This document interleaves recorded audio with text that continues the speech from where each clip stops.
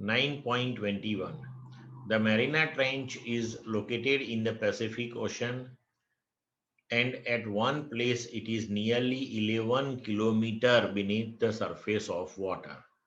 The water pressure at the bottom of the trench is about 1.1 into 10 raised to 8 Pascal.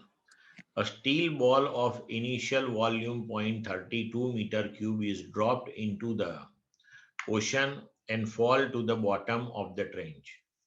What is the change in the volume of the ball when it reaches the bottom?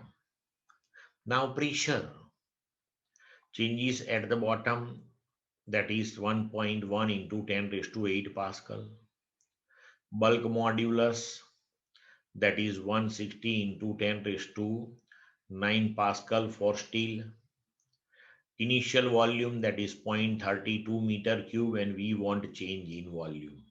So bulk modulus, that is pressure upon delta V by V. So bulk modulus, that is PV upon delta V. So delta V equal to PV by B. P pressure, that is 1.1 into 10 raised to 8. V volume, that is 0.32. Bulk modulus, that is 160 into 10 raised to 9. Solve this one, you will get the change in volume of steel ball. Clear to all of you?